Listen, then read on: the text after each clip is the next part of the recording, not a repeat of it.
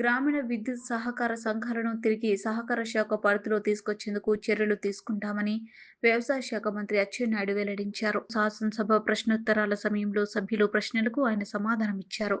వైకాపా నాయకులు కావాలని అనకాపల్లి రెస్కో లైసెన్స్ అనుమతి తీసుకోవడంలో జాప్యం చేశారు. దీన్ని ఏపీఆర్సీ విద్యుత్ శాఖలోకి మార్చింది. దీనిపై ఢిల్లీలో కేసు కొనసాగుతుంది. రెస్కోల తరపున సమర్థమైన వాదనలు వినిపించి తిరిగి వీటిని సహకార శాఖ పరిధిలోకి తీసుకొస్తామని అచ్చెన్నాయుడు పేర్కొన్నారు. 1964 సహచార చట్టాల కింద ఈ రెస్కోలు ఏర్పడ్డాయి అధ్యక్ష. దీని ఉద్దేశం ఏంటంటే వెనుకబడినటువంటి ప్రాంతాల్లో 100% విద్యుదీకరణ చేయాలనే ఉద్దేశంతో పెట్టారు. ఉమ్మడి ఆంధ్రప్రదేశ్ రాష్ట్రంలో ఒక 6-7 ఉండే. రాష్ట్రం విడిపోయిన తర్వాత ఒక 4 ఉంటే అందులో ఇప్పుడు 3 మనకి పనిచేస్తున్నాయి. ఒకటి ముఖ్యమంత్రి గారి నియోజకవర్గం కుప్పం, మరి చీపురుపల్లి, అనకాపల్లి అధ్యక్ష. అసలు గత ప్రభుత్వం దీన్ని కూడా విడిచిపెట్టలేదు. ఎవరికి తెలియదు అధ్యక్ష, ఇది ఒక ఇండివిజువల్ సంస్థ. ఆ ప్రాంతంలో 100% విద్యుదీకరణ ఇచ్చి లాభాల బాటలో నడవడానికి అనేక విధాల ప్రయత్నం చేసి ముందుకెళ్ళినటువంటి సంస్థ అధ్యక్ష. ఎంత దుర్మార్గులు అంటే దీన్ని కూడా విడిచిపెట్టలేదు. 2019 తెలుగుదేశం ప్రభుత్వం అధికారం ఉన్నంత వరకు ఈ 3 అధ్యక్ష లాభాల్లో నడిచాయి అధ్యక్ష.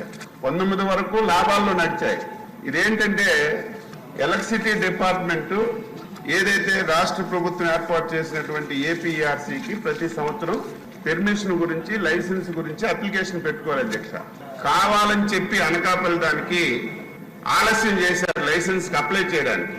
ఎప్పుడైతే ఆలస్యం చేశారో ఏపీఆర్సీ వాళ్ళు ఇమీడియట్ గా దీన్ని డిపార్ట్మెంట్ లోకి మార్చేశారు. అప్పటి నుంచి సమస్య ప్రారంభమైంది అధ్యక్ష. ఇది కావాలని చెప్పి అక్కడ ఉన్నటువంటి ప్రజాప్రతినిధులు కొల్యూడై ఈ 3 రెస్కోల్ని ఈ పరిస్థితికి తీసుకొచ్చారు అధ్యక్ష. అందులో అనకాపల్లిది ఏదైతే ఏపీఆర్సీకి ఏపీ ఎనర్జీ డిపార్ట్మెంట్ మళ్ళీ ఎప్పుడైతే లైసెన్స్ లేట్ అయిందో ఇది ఎలక్ట్రిసిటీ డిపార్ట్మెంట్కి ఇచ్చారు. మళ్ళీ ఒకసారి లేఖ రాసి 2021, 22, 23 సంవత్సరానికి లైసెన్సు మినహాయింపు ఇవ్వమని ఒక లెటర్ రాశారు అధ్యక్ష.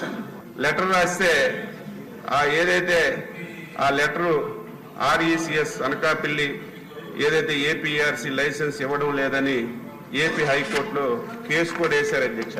ఎప్పుడైతే లైసెన్స్ ఇవ్వలేదు, కేసు వేసిన తర్వాత వాళ్ళు ఏపీఆర్సీకి ఒక డైరెక్షన్ ఇచ్చారు. జాతీయ విద్యుత్ పాలసీ మరియు ప్రజా అవసరాలను దృష్టిలో పెట్టుకొని మీరు తొందరగా నిర్ణయం తీసుకోండి అని చెప్పి హైకోర్టు ఏపీఆర్సీ